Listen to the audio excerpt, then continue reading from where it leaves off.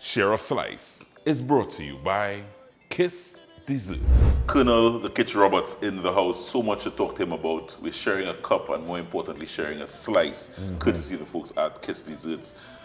Kernal. Kiss cake, boy. Kiss cake. Original enough. Original kiss cake. And these specialty cakes. This is a tiramisu. I don't know if are you a coffee man? I'm familiar with it. Yeah, I love a little coffee infused cake. Yeah. This one has some nice almonds all around it. Some cream cheese in the middle. Nice flavors. I want to start, boy, because I know it would have been late last year that you would have had a little bout of COVID. And I say a little bout very lightly, but I know it was a serious experience for you. You actually dealt with it face on. In terms of contracting the COVID-19 virus, face on. But before that, in 2020, when the pandemic now broke out, I decided to use my time wisely, constructively. And I teamed up with my old friend, partner, Chinese Laundry, Tony Chowlin. And we formed back alliances, and we formed Chinese Laundry Music, right? This is a company where we have artists and we produce songs and write songs and put it out there to the four corners of the globe. And we share the same passion from the early days in my career. The early days, Chinese Laundry was the first man to actually put me in studio, professional studio, to record like my first song. When I was trying to branch off a day, I just get the courage and I went down by 96.1 on Chadwick Road there, and I saw him and I bought him. I was like, yo, Chinese Laundry, it's me. The drummer from Traffic, Kernal Roberts, Kitchener son. Yeah. You remember me? Yeah. I was like, oh, he was Kid's son. And like he didn't know I was Kid's son all the time. He was just watching me as the drummer in the band. Right. So I let him know who I really is and thing, my lineage and thing, and that, make him give me a little attention. Yeah. We just formed a real nice friendship and relationship and bond from there onwards, I wrote a couple songs for him. We always practiced writing together and co-writing, and took a break, I got super busy, ended up with Marshall, and he's doing his thing, promoting, and within the pandemic, full circle came right back around. We just had idle times on our hands, the whole world shut down. The music industry certainly shut down. He was the first to shut down and last to open. He's still in open yet. Yeah, you understand? So true, So within all that downtime, as I said, I contacted him and we came together and we decided, let's do this again on a greater scale now that, you have all the experience, I got all this experience, and let's try and put it together and, form a company, and we are Chinese Laundry Music, and understand? Because I have to add singer now, but singer, songwriter, producer, musician. All those things, musician, all those things really fall. Daddy must be smiling. Well, he better be. He better be! Because he must be looking down and saying, oh God, at least this boy takes something, boy. I remember I was when I dropped out of school. Right. I didn't finish school. Right. Because at the end of Form 4, at that time I was already touring. Because I used to leave school from Form 3, I started touring with a pan side that was playing in a world festival in Branson, Missouri. I said, Daddy boy, I think that is it for me on school, boy. Because I got an opportunity now. That's when I was now joining Traffic. And Traffic was gonna go on tour for 5 months, 6 months. So it would have been really hard to be in school and touring 5 to 6 months. So very early on, in terms of your childhood and your school days, music would have been in you. That influence would have come from Daddy. Because you're growing up in a household where you're seeing Calypsonians over every weekend. Yeah. Some of the biggest Calypsonians, my godparents and stuff, Mighty Sparrow, Lord Pretender, they are my godparents. So it's like, you grow up in it, it's in your blood, you can't escape it, how. So it's like, music was always it, and I can't see it no other ways. I have no regrets at all.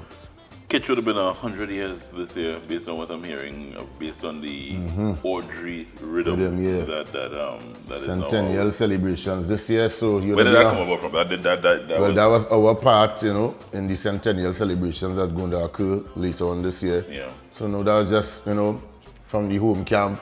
Let's do some laundry. I was like, let's do something for your dad. Yeah. And I was like, cool. And he's like, pick a song.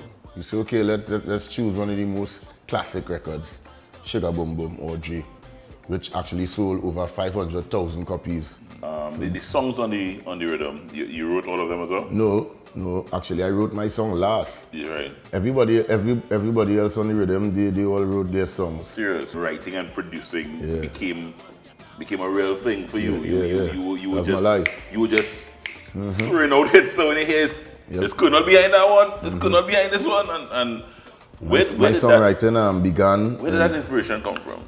Well, to put out good music, knowing that you have to live up to the shoes of your father. You think it came from daddy? I mean, in terms of your writing ability. Knowing the writing ability, I would say it's hereditary. It's in the genes, and I would say just knowing what I had to live up to used to help fuel me to go the extra mile to make sure I get proper songs. Emotional for you too, boy. Sometimes when a vibe hits you and you recognize who go there, daddy would have. Sometimes you literally like as you just said it. You're building on your father's legacy because that's your obvious lineage. Carrying it on. But you're also building mine. Kernal Roberts. Carrying on his own, building mine.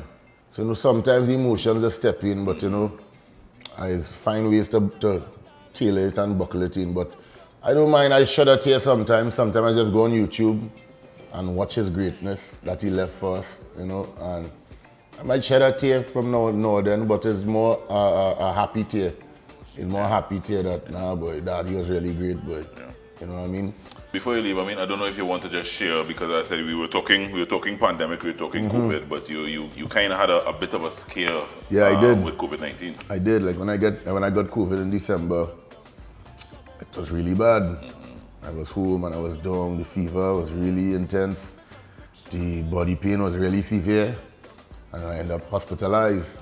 After the actual period of the virus, I was left with post-COVID lungs. I was also left with a bout of mild myocarditis, which is swelling around the heart muscle.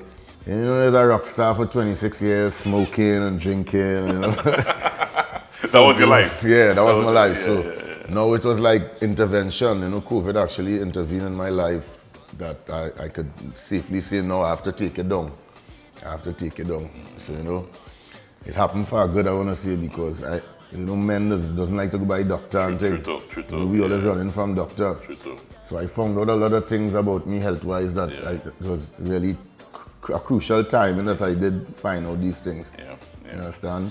So I finished following up with my treatment and everything in the clinic. So because you have songs to write. Yeah, songs to produce. After God, we should be alright. Yeah. Songs to write, songs to produce. We had to jump up that Kernal Roberts. For real. In the years to come. So don't play that at all. My brother, good to see the folks at Kiss, since you enjoyed that so much. Oh man. Yeah. This is yours. Thank you. Right? We shared a slice with a Kernal Roberts. Kiss cake. And it tasted real good too. And it tasted good too. Yeah. Now, the song that I wanted to close off with, I think ideally, is Survivors. And I think that's when I heard that song. That's when raised my voice in terms of, I think, what the entire world, what us as a country went through over this period. It's different things we all survive. Yeah.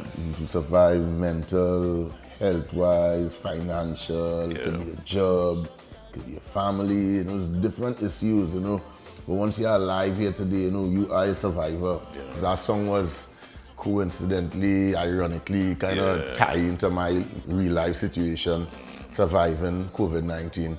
Take us over that, man. It was so glad to have you here. Yeah. Real pleasure. I want to wish you all the best, brother. Thank you so much. Keep on the healthy road. Let's make sure that we here for as long as we possibly can. For real. And Survivor. We love, we life, we happy to survive. We love, we life, we happy to survive. I say we love, we life, we happy to survive. We love.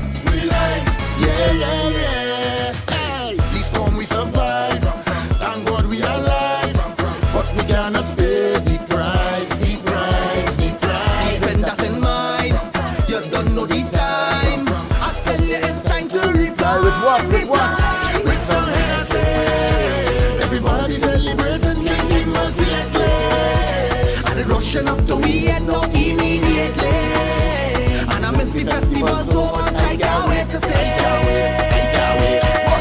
Everybody high, and we jumping in the road again. Now that we survive, we taking back the streets. Time to feel so high, and we reflecting in the sun again. Now that we survive, we want to feel complete. But what we missing? What we missing? We survive.